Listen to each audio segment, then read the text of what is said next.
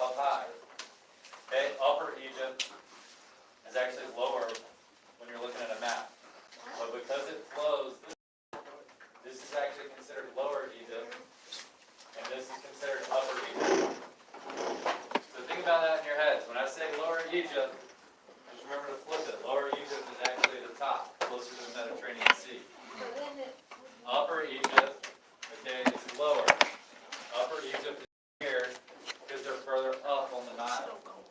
So think about which way the Nile flows. So when I say lower, think of where it's emptying out.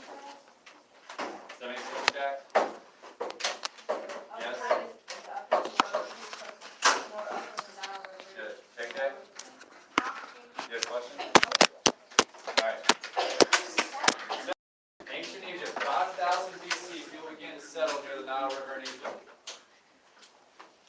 Alright, this is about the same time people began settling in Mesopotamia, right? Yeah. You don't have to write all this. Okay, I'll tell you what to write. I'll tell you guys what to write. Nope. Please quit making noises and beating on your desk, alright? Alright, the Nile River was called the creator of all good. Alright, because it supplied their crops, bathing, drinking water. Okay, we talked about civilizations. Right, they had to have a water supply in order for them to grow. Right, we're trying to get that food surplus, we're trying to start farming, we have to use irrigation. So this is another river valley, Tigris and Euphrates. We're at a different river, but there's also civilization able to pop up here.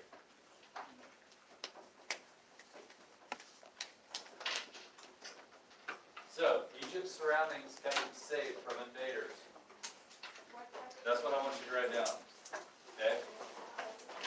Egypt's surroundings kept them safe from invaders. The area that surrounded Egypt. Okay? The area around it. So we're going to look at their geography, some of the natural barriers they have. That's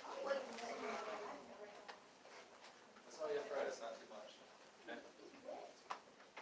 So you use paper towel. What are some natural barriers we have in South Carolina? The wall. Maybe in the upstate. Okay? Okay, the mountains, right? We've got mountains right here. That's kind of a natural barrier. Yep, deserts to the east and west. Do you understand how the mountains are a natural barrier for us? Yeah. Okay. It'd be hard to travel over. Right, they also protect us from weather too, right? Sometimes there are bad storms coming in and the mountains kind of block it. Isn't it in Asia there's mountains that splits up Asian side places? The Himalayas. Yes. Alright, and then the south, dangerous cataracts made it hard for enemy ships to invade. Yep.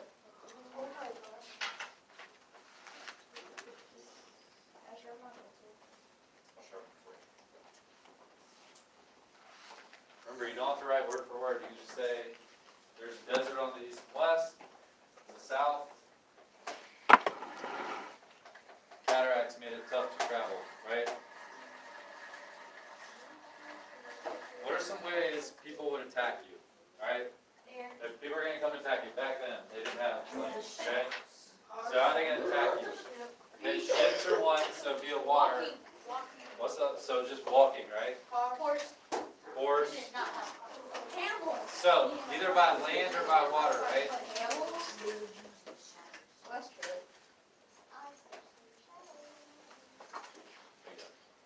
So people are either going to be able to attack you by land or by water. So if there's deserts to your east and west, right, on either side, that's going to make it really hard if you're coming by foot or by camel or by horse. You're going to have to travel through a desert. Right, back then it wouldn't have been easy for them to have water, especially if you got hundreds or thousands of people, troops coming to fight. Right, you're going to give out by the time you make it through the desert trying to fight somebody. Alright, and then cataracts in the south, right, you don't have to worry about anybody coming from the south. So cataracts are basically really shallow places in the water, where they have these rocks and stuff, these boulders that kind of sticking up through. You mountains, right? You're gonna like these low streams where the water's running over the rocks and you can see them stuff out of the water.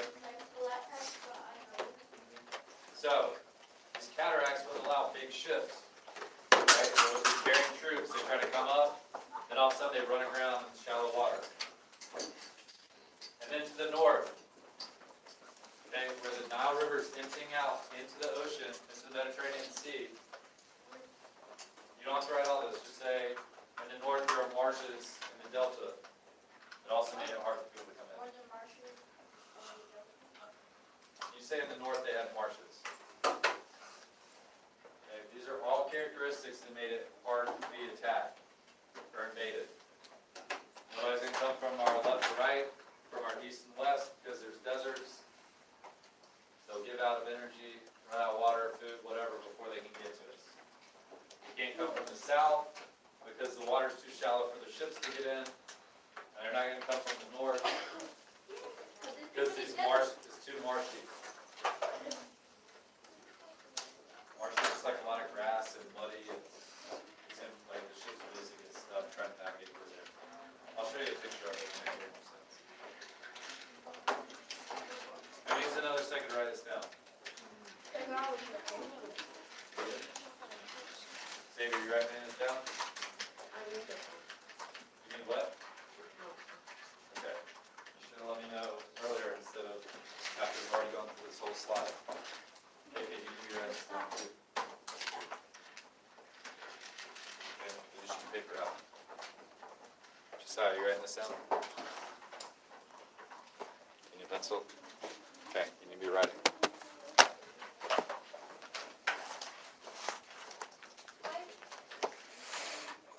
Alright, we're going to have to move on. You need to be paying attention and getting this stuff done the first time. Alright, this slide is going to reinforce some of this stuff, so you've already written it. So if you're still writing it, it's right here. Alright? So, looking at this desert, you can see how it'd be really hard to traverse with an army, right? To travel with a huge army. Yeah. Yeah, you're not going to really be able to go through all this and attack. Alright? Here's the marshy deltas to the north. Okay? So the water just is kind of flowed out everywhere. Right? There's grass, it's shallow, it's muddy. Yeah, like before you get to the ocean, like the little inlets and creeks behind it. Okay? So if it all looks kind of like this, you're not going to be able to get a big ship through there. And then do y'all see these rocks? And like, this is all rocks right underneath the water. Okay? So you have a big ship trying to come through there, you're going to run aground.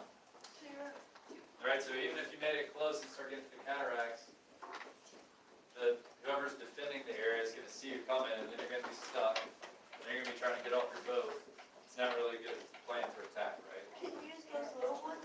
So, this natural geography around Egypt, it's like once you were there, they're pretty well protected. So, good news for them, when you're well protected, you don't have to worry about fortifying or defending yourself from invasion. You can really focus on building your civilization. Right? You're not spending all your time fighting and attacking. Civilization can grow and thrive. Alright? So as long as you guys all have down something about the deserts, protecting them from the east and west, cataracts to the south, and marshes to the north, that's all I want you to basically know about their geography and how it protected them.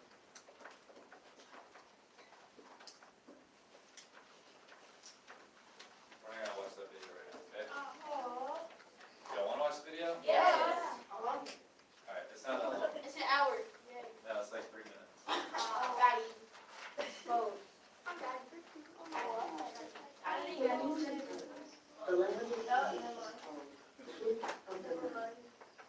For without this great river, Egyptian civilization would not have existed. The Nile was born deep within the African continent. It begins its journey from tropical lakes and snowy mountains, far to the south of Egypt. From there, it flows 4,000 miles northward to the Mediterranean Sea. It is one of the world's biggest rivers. After plunging from the mountains, it spreads out to begin its graceful journey through Egypt. Here it passes passes through a timeless landscape where life along the Nile has changed very little since the beginning of history. The river flows past fields which today are worth just like they were thousands of years ago. It flows past shepherds driving their sheep along the riverbank, and past farmers working together in the fields, within sun and silent light. Occasionally, the river glides by with loops and circles from the distant past, or past lush groves of palm trees, a reminder of the time when forests filled with flowers and wildlife cloaked much of the land along the Nile.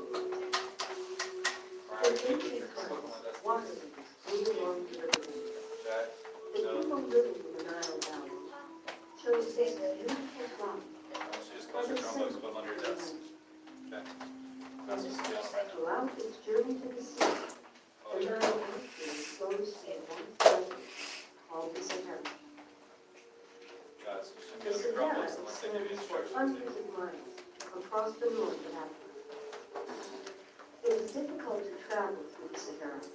Large distances must be crossed without water. It's a huge desert, it's not like a few miles and you get through it. The ancient Egyptians traveled, but only in Mississippi. Huh? Maybe they traveled up and down the river Get too by hot. boat, just as people do today. The ancient Egyptians could row or even sail down the river, aided by the river current. To return up the river, they simply filled their sails with wind, which usually blows from the north. The river carried almost everything. Even the heavy stones they used to build their temples were carried on the river in sailing ships. And at cities along the Nile, they unloaded precious cargo from foreign lands. For Egyptian sailors ventured out across the Mediterranean Sea to trade with their neighbors. Luckily for the Egyptians, the burning desert on both sides of the Nile protected the valley from invasion by foreign armies. In ancient times, this protected valley, the valley of the Upper Nile, was called Upper Egypt. In the north, the river divides and follows many different channels to the sea, forming a huge delta. The delta is called Lower Egypt. A lot of y'all labeled that on our maps from Mesopotamia, right? Yeah, let's watch Egypt. Alright, so how is the Nile River able to help with civilization now?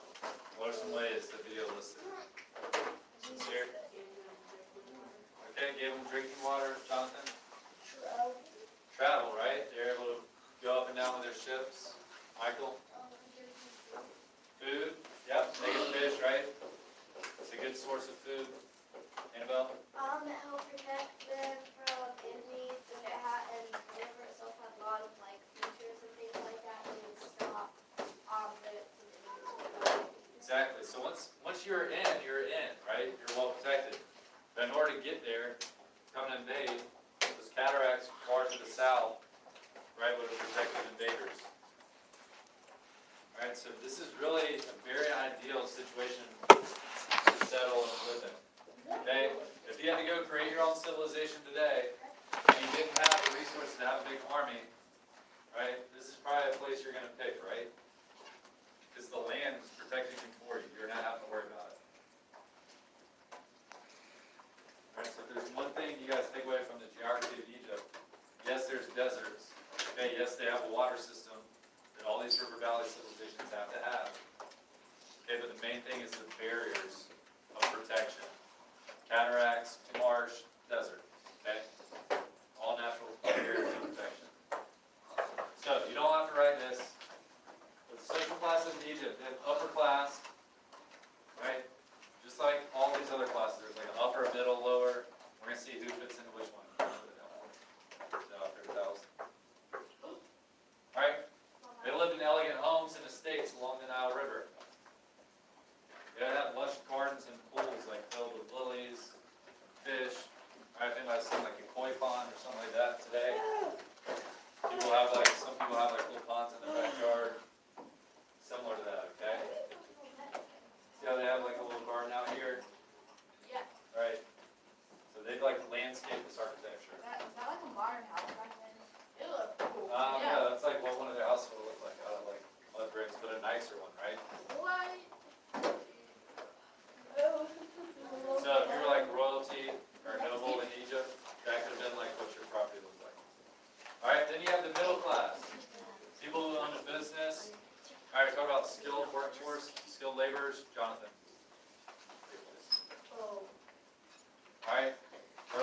artisan, okay, if you make pottery, jewelry, cloth goods.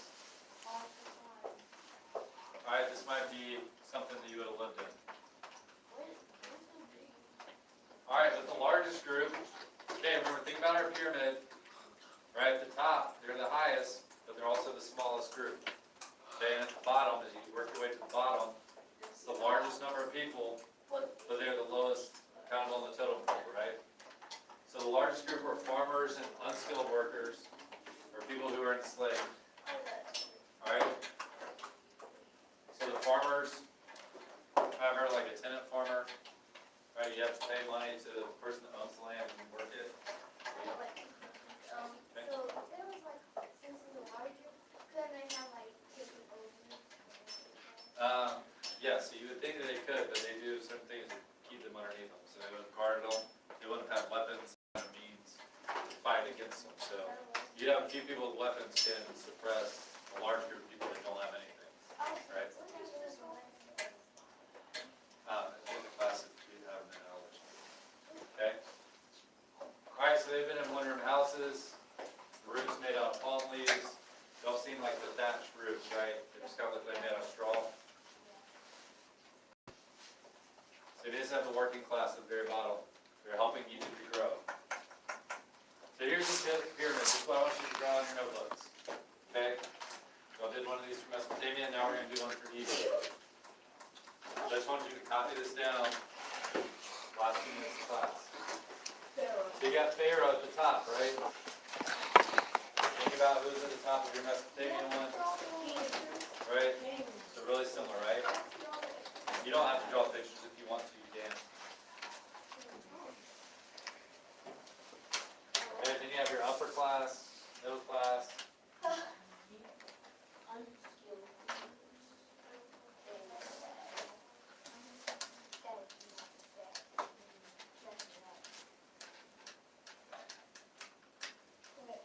I don't want to put too much other at once and overwhelm, okay? So you've got Pharaoh, upper, middle, farmers, then unskilled workers, slaves at the bottom. Then I'll give you a little bit of information about who's in which class.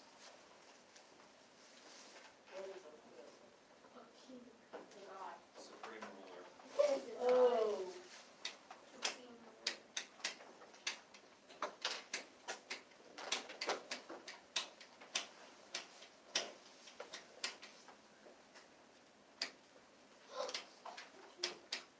We're going to Chipotle tonight to raise money. Chipotle. I don't eat Chipotle. It's so good, but they're always in the news for like some kind of bacteria or something like that. When the like arrows or whatever, don't they have to kill How'd they get married? They cut something in the passion and then What's on their leg? They cut Yeah, it's like a blood bond. they cut them. Like when you see an egg, they still blood on it. Oh, you have it?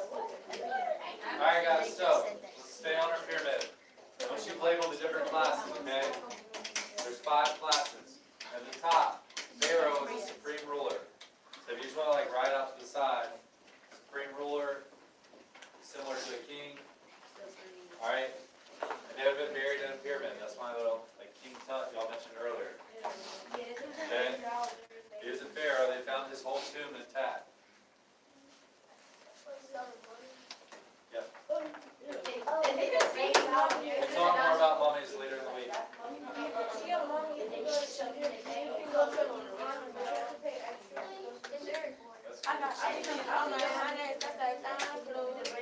Alright, guys, in the upper class, you have the priests, nobles, army commanders. Is this really similar or really different from Mesopotamia? Similar, Why, how's it similar, Xavier? because it still got upper class. Okay? And like, what else is similar about it, Claudia? Because they still got like, because the unskilled workers seems like it's somewhat similar to like the slaves. Yeah. And then the middle class, the upper class, and middle class, like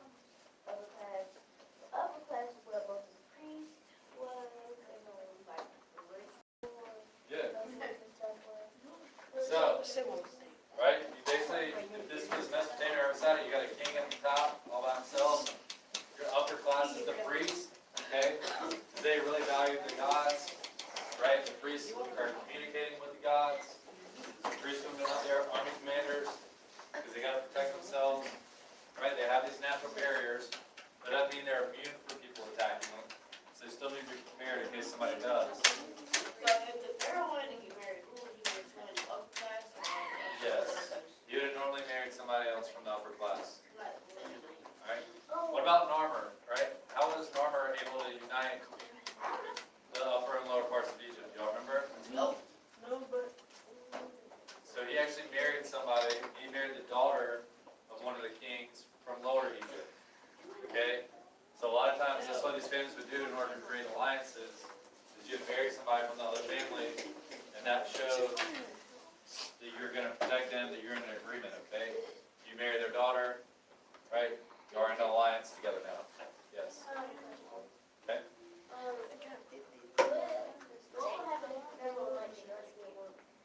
If you liked one, he probably would just take her as not his wife, but somebody that is in love with her, a girlfriend or something, yeah.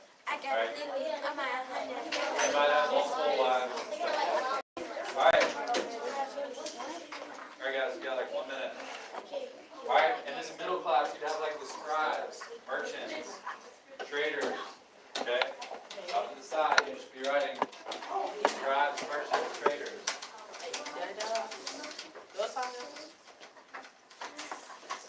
4:30 in the morning too. Wow, I'm still streaming. Hi. What are you streaming, folks?